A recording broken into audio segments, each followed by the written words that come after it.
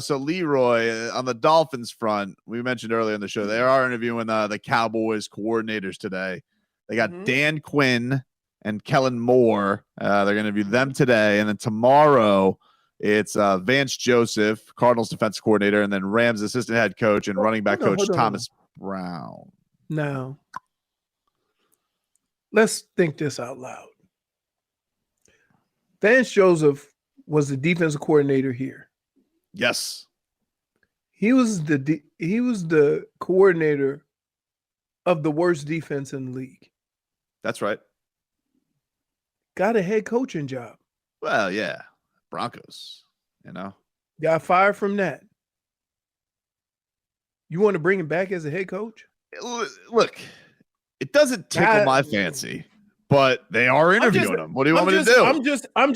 I'm just going, if you're making a decision to choose a head coach without knowing the dynamics of what was going on then, and knowing what, not having an idea of what he can really do now, what makes him appealing? I mean, the Cardinals were good, I would guess. Like I'm trying to, I'm trying to like scramble here and trying to think where it's at overall. So and again, I want to see more black coaches, but I want to see more successful black coaches. I don't want guys getting the job because they're black, because that ends up having a negative effect on owners and their ability to hire minority coaches. Right. That if you don't hire a qualified guy, somebody's going to say, see? I don't think the Dolphins feel pressure, though, to No, I know. I'm not saying that. I'm not saying they are. I'm just saying that, okay, you would hire Vance Joseph and interview him, but not Eric Bieniemy? I would Eric Bieniemy would be more exciting to me for sure. I don't know about the excitement level. I'm basing this on their merit of what I've known these two guys to have done so far. I mean, I would say the only appeal to Vance is he has been a head coach. So maybe you just feel like with your defense, he's been a head coach. Okay. So it's on the resume. Let's bring back Adam Gase. He's been a head coach twice. Well, they did kind of do that with Adam Gase. Like the Jets did. That would be what the Jets did. Like Adam Gase crashed and burned the Dolphins offense, and the Jets are like, we should hire that guy. That's what this would be. But what does that say about you? What did that say about the Jets?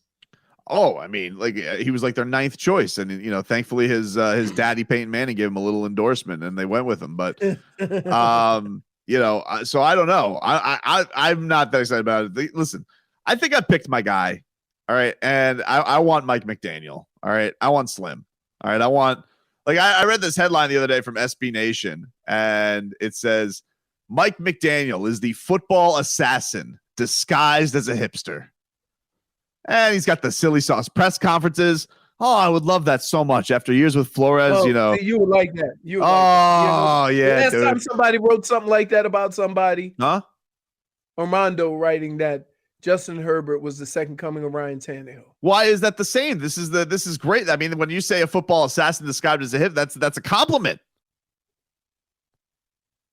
I know it's Kyle Shanahan's baby over there. And wait, but he's like a man genius. Does he have a coaching position right now?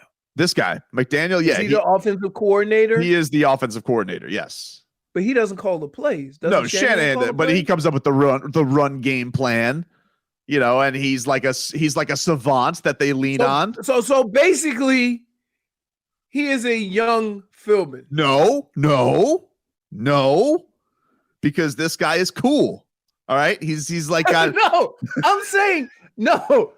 He's not Joe Philbin. He's not Joe. From the point from what we knew or what we thought when they hired Joe Philbin, we basically thought he was the offense coordinator. Wouldn't you give this guy, if he's the run game coordinator, don't you give him a little bit of credit for Deebo Samuel? Like Deebo Samuel's going out, he's blown up Finding the league. Creative ways to get players the ball. Maybe. Yeah. Yeah, but I also give them credit for not having a running back. Well, I mean, yeah, but the Dolphins are used to not having a running back. Maybe he can turn Gaskin into the next Deebo Samuel. I would say this. I would imagine that he would be very creative on the offensive side of the ball, which it seems that you have some athletes and you just need a little more creativity. However, if Chris Greer had drafted a running back, we might not be having these conversations because we still have Flores. I don't disagree with that statement that you just made. Okay. I don't.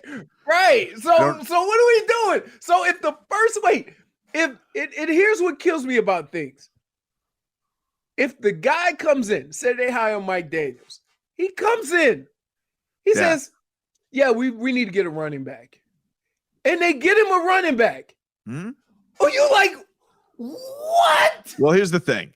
I think with him, what I like about McDaniels, he seems like a delight. You always like to go in the opposite direction of where you've been, and I don't think 3 time zones over, and you're making that determination based on what? I've been watching Twitter clips of his interviews, and he just seems like a peach. So you want to hire? Hold on.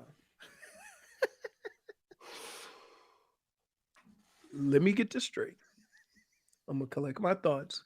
Yeah. Because when I say things like this, I don't want to yell like I really want to do. You are willing to give a guy keys to the car, $4 or $5 million a year, if not more, because of what you saw on Twitter. Yeah. Excited to be here. Equally excited for you guys to truly take in how physically imposing I am. So whenever you guys are ready to start, let's do it. Guys, again. What do we got? You guys got anything going on? Just hanging out in an auditorium? Really? Just gonna drag it out of me, huh? God. Make me do all the work. What do you guys got for me? I'm sorry. I apologize. All right, see you guys. So how we doing? What do we got? What is he, 23? That's a cool question because that's kind of how your pass game you want it to be. There's a rhythm and timing to everything. A history of smaller offensive linemen, but that's really we haven't invested second round draft picks into offensive linemen. We'd prefer everyone to be 400 pounds and 6'10" if you could engineer that. I like him. Way better than Flores' press conference. Way better than Flores' press. Dude, Flores said the same thing every time. Dude, I mean, how good is that content going to be for our show? That's going to be great. Oh, and he owns FTX Arena. This guy's doing well for himself. Dude, he looks just like Slim. And you know what I like about it, Marcos? Yeah. Is that he can vibe with Tua. Like if him and Tua, if the offense can get together, they can, they could take a couple drags on their vapes, their vape pens, sit back on a beanbag chair, and just think it out. I bet he changes the Dolphins facility kind of like Google. Like there's beanbag chairs everywhere. Oh yeah, and a slide. They're gonna use the slide. They're gonna use the slide. Flores never used that slide. No way. He Flores actually taped it off. Slide. Yeah, I bet you he did. The slide in the Dolphins facility is like the registers at Walmart. They're there, but no one uses them really. Why do they have so many registers? I don't know, and they're never open. And everybody's self-checkouts these days anyway. Yeah. Hey, hold on. What? Yeah. Huh? He's a Publix guy. Hold on. Yeah. Let me tell you. As somebody who frequents Ghetto Macy's, I'm going to tell you like this. Right? This is a public service announcement. Oh, boy. Don't get in the self-check line if you don't know how to use it. And you're going to need a cashier to come help you. You might as well just wait in the damn line. It's true. I'm telling you, it is pretty annoying. People, hey, what's the number for lemons? Do you want to know what Mike McDaniel did one time for a reporter who asked him a question named Mike Jones? Oh, man. Mike, what is it about Deebo? Who? What's up, man? Mike Jones, let's go. What's up?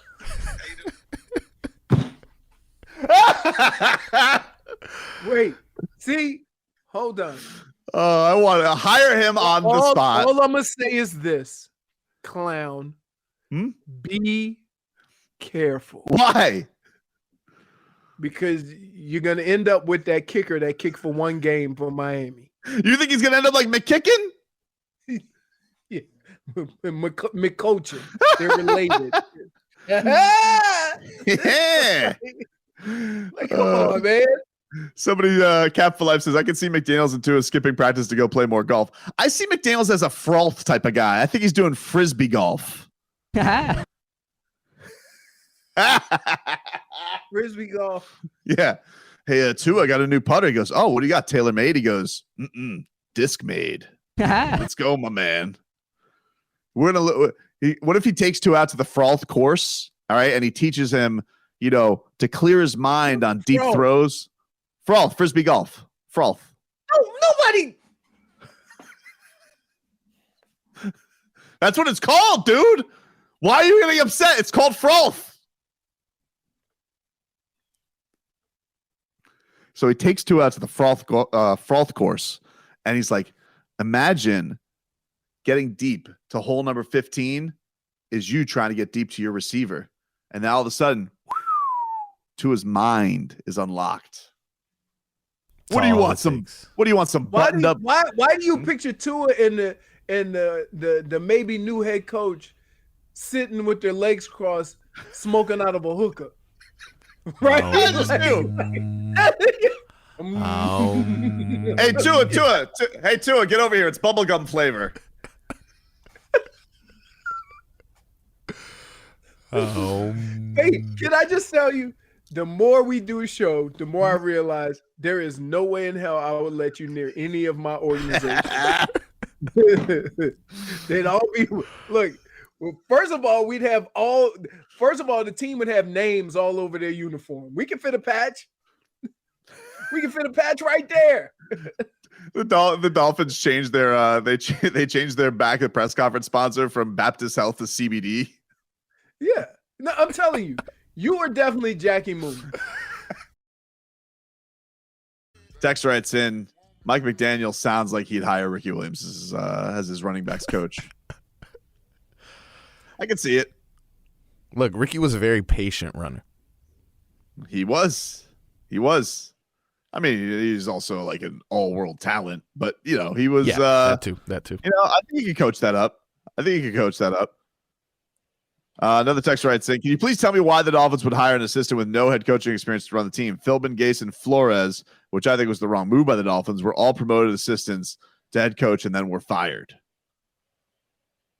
I don't think that it's out of the question that they're going to go somebody with experience. I think that's why Dan Quinn's getting interviewed. I think that's why Vance Joseph's getting interviewed.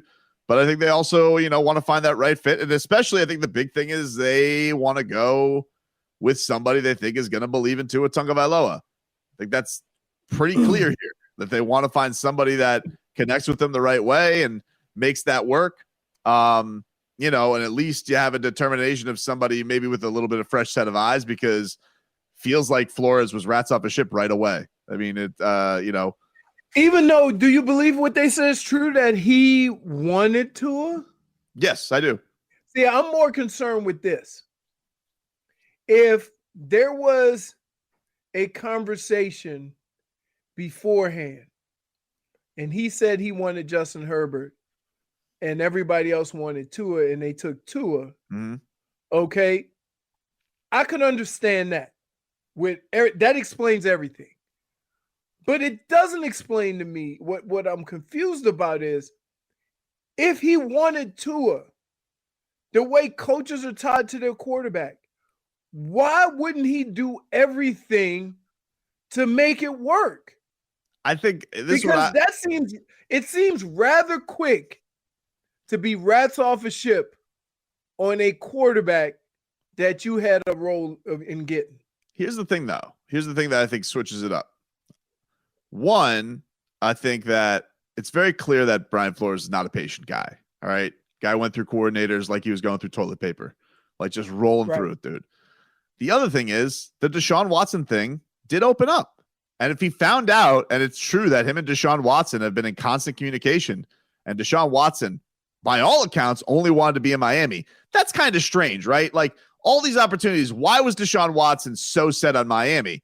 It feels like I would buy into the idea that him and Flores were in communication. So if you're Brian Flores and you're obsessive about winning and head coaching and all this stuff, wouldn't you want to hitch your wagon to a proven quarterback as opposed to a non-proven quarterback when you've already seen from the draft beforehand, the draft that Tua was in, this is so iffy. You know, you guys took Austin Jackson, Noah Benogany, and Tua Tagovailoa.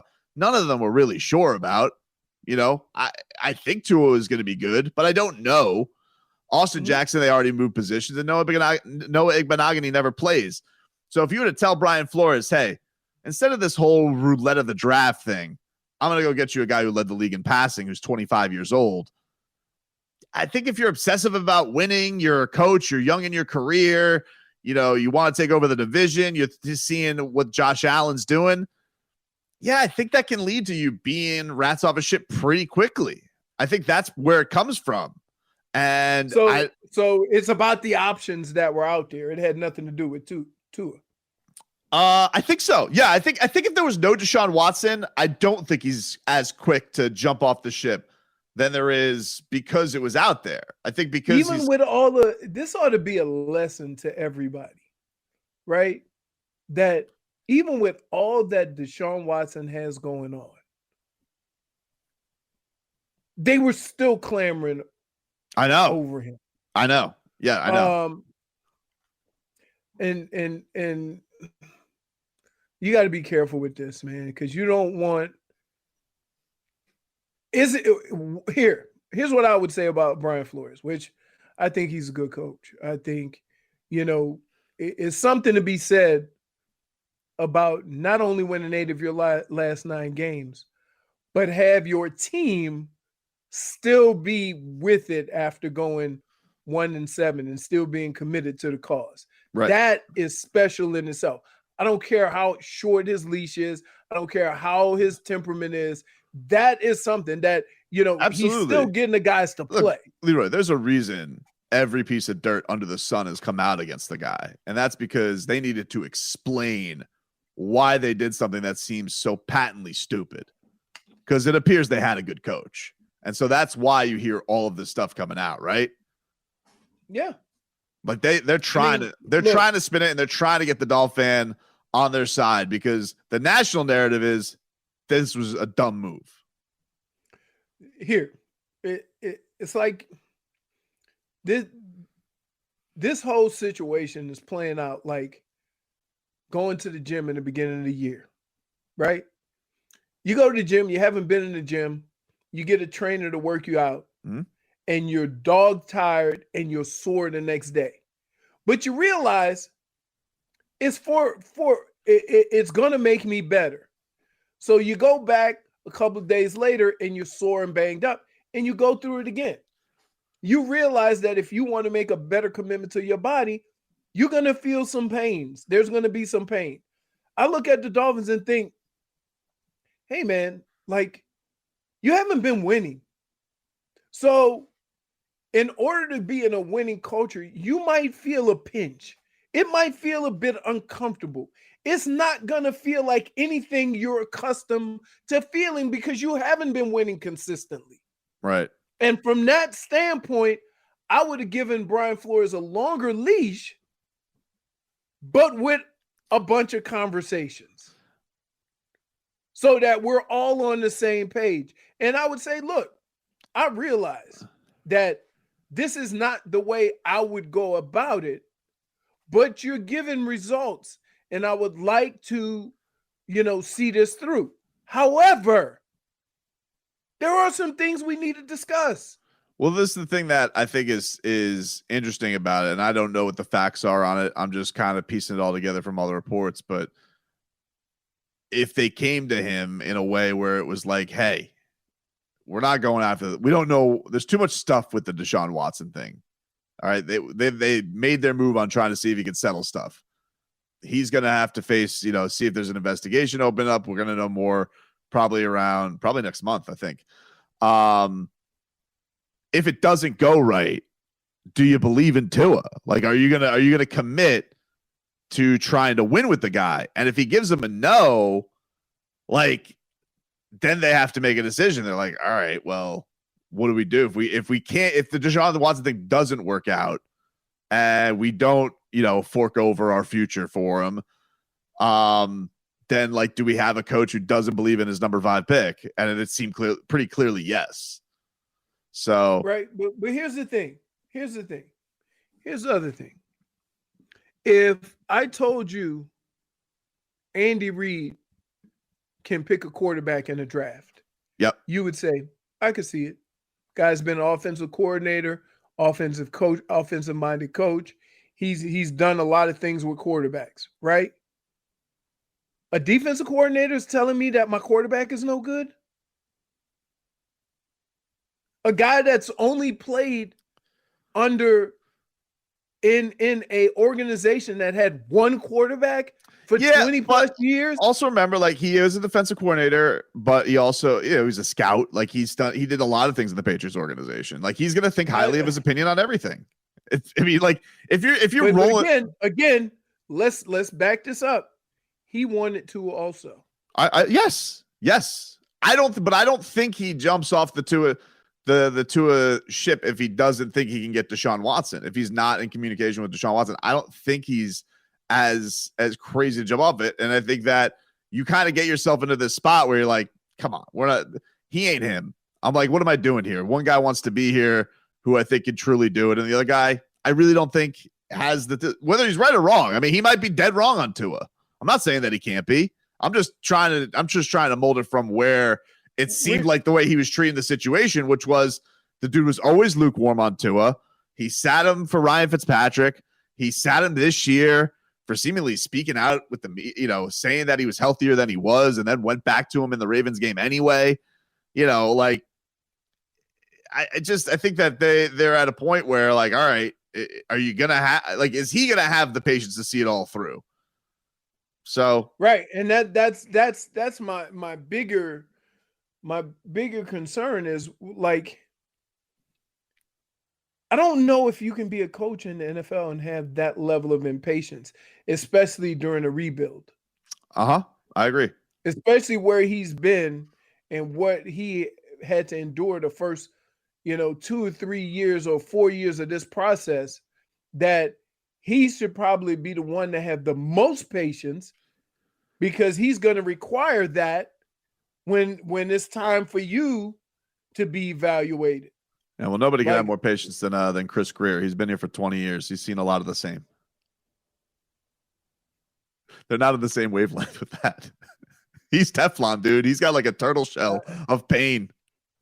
I don't know, man. I just think the whole, because at some point, whoever you hire as a coach, there's going to have to be tough conversations to be had about players. Yeah. And I just think between the three guys, between Flores, Chris Greer, and Stephen Ross, like, they were all over the place with making these decisions on just players. I could see Kellen Moore as being also very impatient. He just got that face. So I would go with a more relaxed vibe with my guy, Mike Mack. What do you mean, Young Sheldon? No.